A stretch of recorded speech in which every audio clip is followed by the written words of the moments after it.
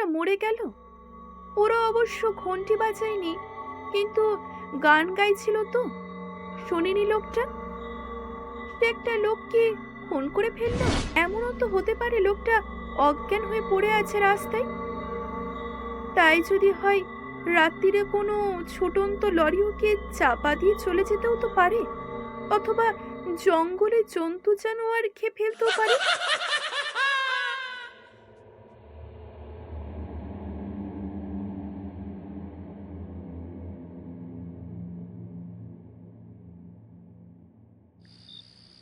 এত তাড়াতাড়ি সন্ধে হয়ে যাবে বুঝতেই পারেনি ওরা।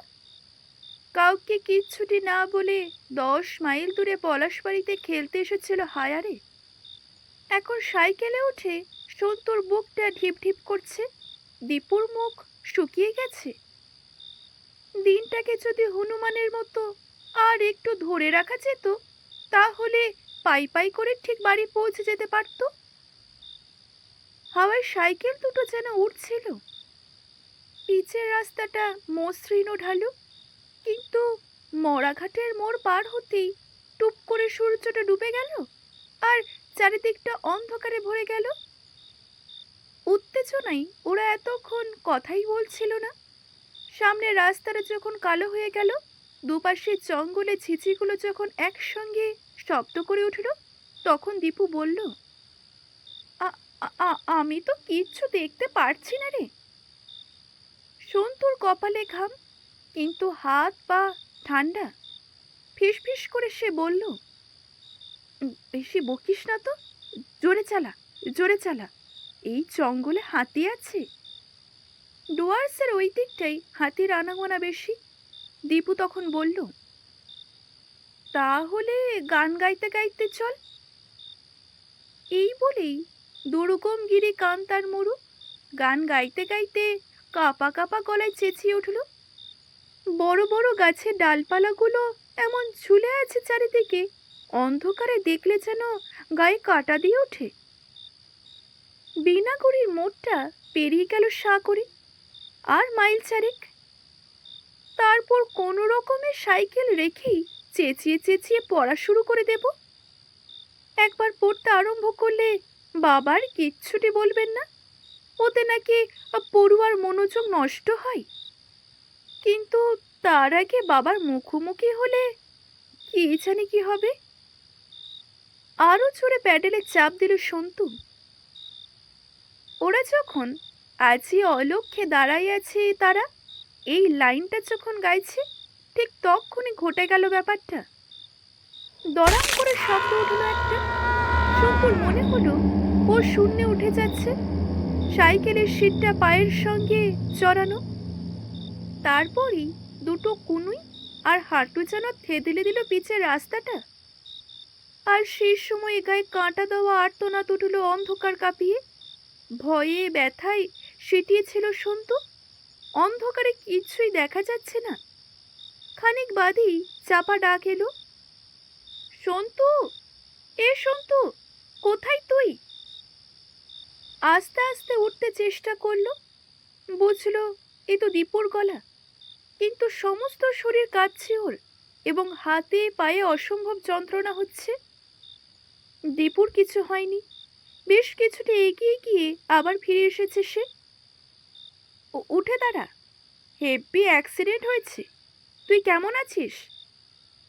কোনো রকমে সোজা হয়ে দাঁড়িয়ে সন্তু বলল, ভালো। সঙ্গে সঙ্গে ও টের পেল দু হাত আর পা দিয়ে কিছু চটচটে জিনিস গড়িয়ে নামছে। রাস্তার এক পাশে ওর সাইকেলটা কেমন বেঁকে পড়ে রয়েছে। দীপু সাইকেলটাকে টানাটানি করতে লাগলো। বলল, এই হ্যান্ডেলটা ঘুরে গিয়েছে, চালাতে পারবি?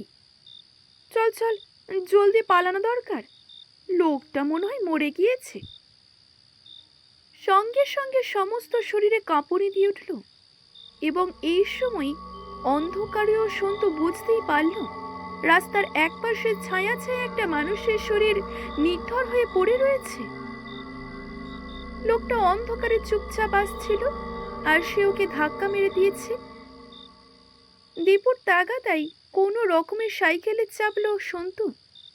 হাত পা চলছে ওর, চোখে ঝাপসা দেখছে, তার মানে কপাল থেকেও রক্ত ঝরছে। লোকটার কাছ থেকে পালাতে পারলে ওরা বাঁচে, যদিও মরে গিয়ে থাকে তাহলে পুলিশ কেস নিশ্চয়ই হবে, ফাঁসি কিংবা জেল হয়ে যেতে পারে। সন্তু কি করবে বুঝতে না পেরে জিজ্ঞাসা করল, হ্যাঁ রে, ও মরে গেছে? দূরে আলো দেখা যাচ্ছে এখন। সাইকেলে গুম হয়ে বসে দীপু শুধু হু বলল। সন্তু বলল, একবার ফিরে গিয়ে দেখবি? দীপু তখন বলল, মাথা খারাপ নাকি? বইতে পড়িসনি খুনিরা খুনের স্পটে ফিরে যায় বলেই ধরা পড়ে? সন্তু তখন বলল, কি বলছিস? আমি খুনি নাকি? হ্যাঁ, পুলিশ তো তাই বলবে। তোর সঙ্গে ছিলাম বলে আমিও বিপদে পড়ব, খুনির হেল্পার। তাই তোর ধরা দেওয়া চলবে না, একটা প্ল্যান দরকার। ওরা আলোর কাছাকাছি যেতেই দীপু চমকে উঠল। ইস, কি চেহারা করেছিস! এভাবে বাড়ি ঢুকবি কি করে বলতো? সন্তু শুনে কেঁদে ফেলল। দীপু তখন মাথা খাটালো। শোন, বাজারের মধ্যে দিয়ে গেলে সবাই টের পেয়ে যাবে। তার চেয়ে ওই চা বাগানের মধ্যে দিয়ে বোবা কম্পাউন্ডারের কাছে চল, ওষুধ লাগানো দরকার। বোবা কম্পাউন্ডার একলা থাকেন। সন্তুকে দেখে ওষুধ লাগিয়ে একটা কাগজে খসখস করে লিখলেন। কি করে হলো? দীপু তখন গোটা গোটা অক্ষরে পাশে লিখে দিল, গাছ থেকে পড়ে গেছে। এক গাদা ট্যাবলেট নিয়ে ওরা চোরের মতো বাড়ির সামনে এলো। এখনো এই দিকে ইলেকট্রিক আসেনি। দীপু অন্ধকার মাঠে দাঁড়িয়ে ফিসফিসিয়ে বলল, খবরদার কাউকে কিছু বলবি না, বুঝলি?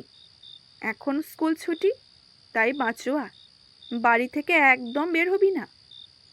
খবর আমি তোকে দিয়ে যাব, আর মনে রাখবি আমরা কিন্তু এখন ক্রিমিনাল। ডিটেকটিভ বই সন্তুও পড়ে, কাজেই বুঝতে অসুবিধা হলো না। বাড়িতে ঢুকতেই মা চিৎকার করে হা হা করে উঠলেন। বাবার চোখ দেখে সন্তু বুঝল শরীরে ব্যান্ডেজ না থাকলে আজকে বাবার কাছে আরাম ধোলাই খেতেই হতো।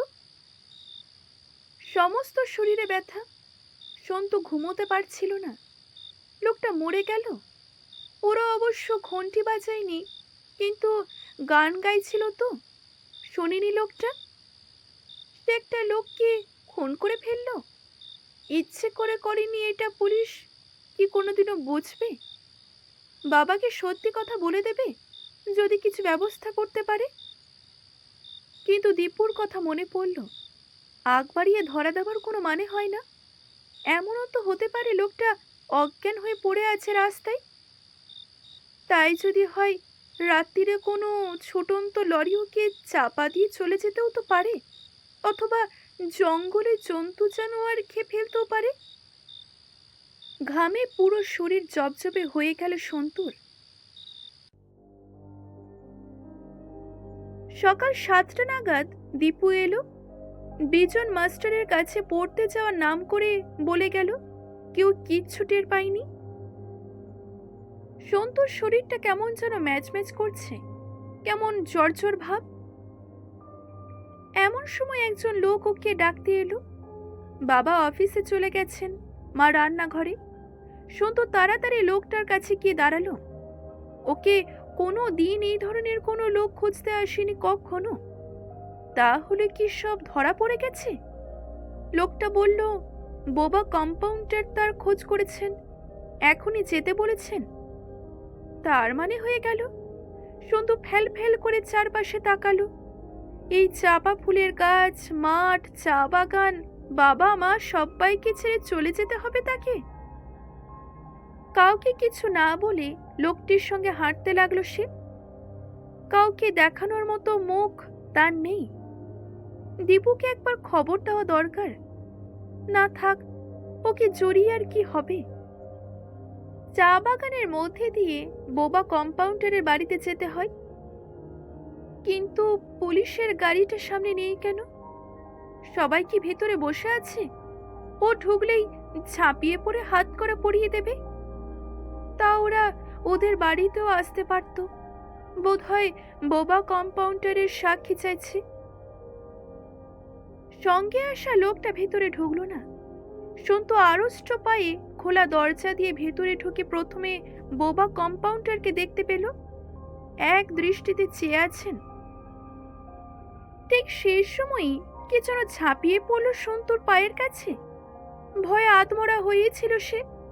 দু হাত তুলে সারেন্ডার করতে গেল। সঙ্গে সঙ্গে ও শুনতে পেল হাউমাউ করে কে ওর পায়ের সামনে বসে কাঁদছে।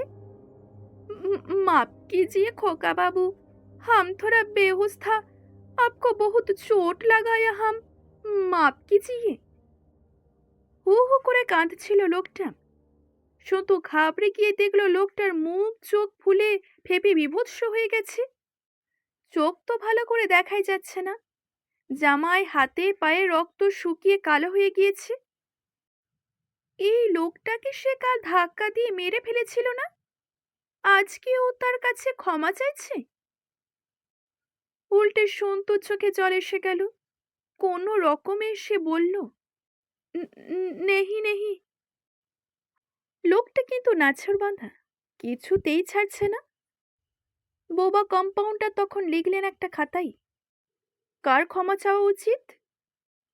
হাত থেকে পেন্সিলটা নিয়ে বড় বড় করে সন্তু তখন লিখল, আমার। এখানে শেষ করছে আজকের এই গল্পটি। আজকের এই গল্পটি যদি ভালো লেগে থাকে অবশ্যই এটি লাইক করবেন, শেয়ার করবেন এবং কেমন লাগলো জানাতে ভুলবেন না। ধন্যবাদ।